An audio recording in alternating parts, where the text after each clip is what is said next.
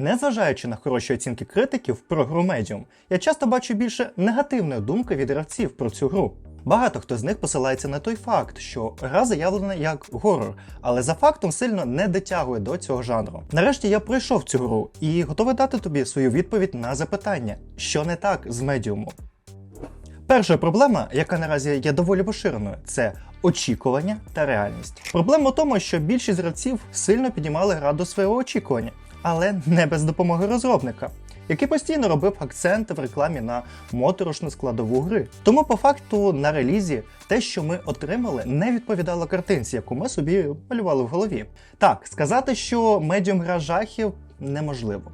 На мою думку, це атмосферний, містичний проект з елементами жахів. Тут є момент гнітючої атмосфери, яка поєднує чудове звукове та музичне оформлення з неповторним дизайном локацій, тому раджу проходити в наушниках.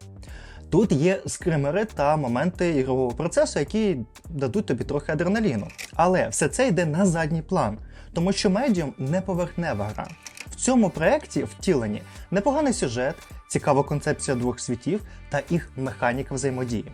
В якому сенсі це нагадує Silent Hill, але є єдина різниця. В Silent два світи мінялися між собою по черзі, а в Medium світи поєднуються одночасно і впливають один на одного в одній площині часу та лінії розвитку сюжету. Так, Medium не настільки моторошна гра, як Silent, але тут також розкривається глибина суть зла. Є щось тривожне в тому, що бути змушеним протистояти злу, яке люди можуть заподіяти один одному.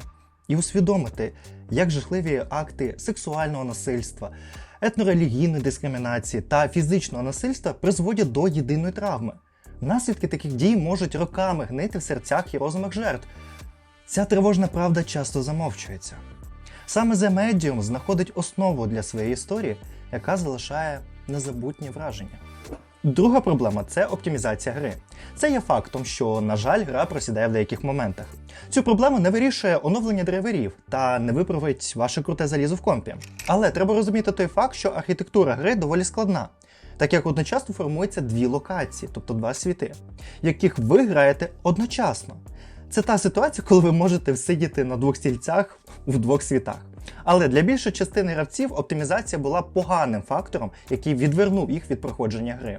Як на мене, до оптимізації потрібно відноситися трошки простіше. В історії індустрії є багато ігор з поганою оптимізацією, але які стали бестселерами. Третя проблема – це недостатньо сильна сюжетна складова. Для відповіді на цю тезу я трошки розповім про сюжет. Спойлерів не буде.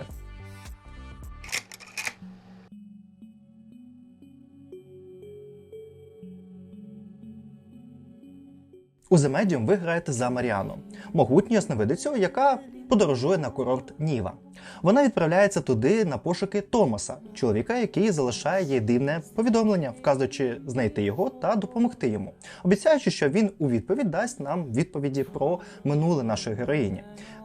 Те, що вона не пам'ятає, і те, що вона хоче віднайти. Як медіум, Маріана вміє спілкуватися з духами та допомагає їм перейти в потойбічний світ.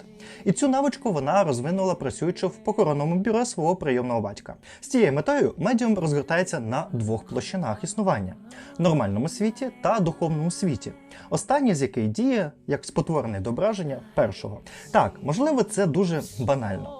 Герой, який не пам'ятає свого минулого та хоче розкрити таємницю свого походження та суті своїх здібностей. Але це основна мета. Далі сюжет буде набирати містичної форми та буде розкривати суть зла та людських пороків через призму символів та ліку демонів, які живуть в нашій підсвідомості. Цікавою складовою гри все ж таки є духовний вимір, який може збалансувати вище зазначені проблеми гри.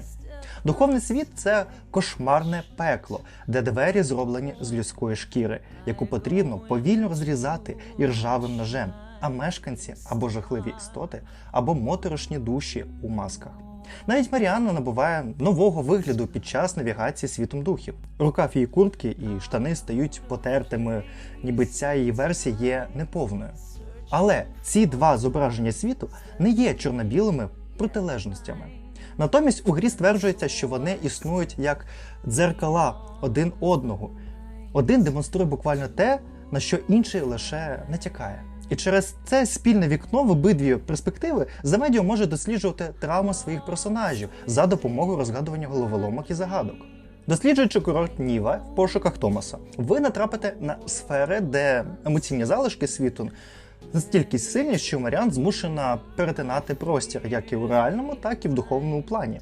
У цей момент ваша перспектива роздвоюється, що змушує вас дивитися та досліджувати обидва світи одночасно. Однак орієнтуватися в цих просторах непросто. Сходи, які все ще присутні в духовному світі, могли звалитися у реальному світі. Або порожній коридор у реальному світі може бути сповнений молів-вбивць в духовному світі. І те, що впливає на Маріану в одному з світів, впливає і на інший. Ці моменти подвійної реальності відбуваються, добру третину гри, перетворюючи області на самодостатні коробки-головоломки, де розуміння простору є необхідним для просування по сюжету. Наприклад, об'єднання певних предметів у реальному світі може викликати спогади, які проявляються у виді позитивної енергії у світі духів, яку Маріана може поглинути для використання та підсилення своїх здібностей. Таких як на кшталт щит, який може захистити від цієї молі-вбивці. У міру того, як ви продовжуєте сюжетну лінію, головоломки стають складнішими, заохочуючи вас уважніше роздивлятися середовище в пошуках підсказок, які могли б привести вас до вирішення проблеми, яка стоїть перед вами. Так що ж не так з Медіумом? Медіум – це амбітний проект, який базується на доволі складному дизайну, з середнім сюжетом, але з деякими моментами цікавого розвитку подій. Це гра з поганою оптимізацією, але з чудовим графічним та звуковим оформленням. Це гра, де атмосфера повністю тебе поглинає, але не лякає, як гра жахів. Як на мене, це дуже суперечливий проект. На мою думку, тут мінуси і плюси у балансі. Але єдине, що можу додати, що ця гра вартує вашої уваги. Дякую тобі за перегляд, дякую за підтримку каналу Даріуса. З тобою був Богдан, та до наступного відео. Па-па!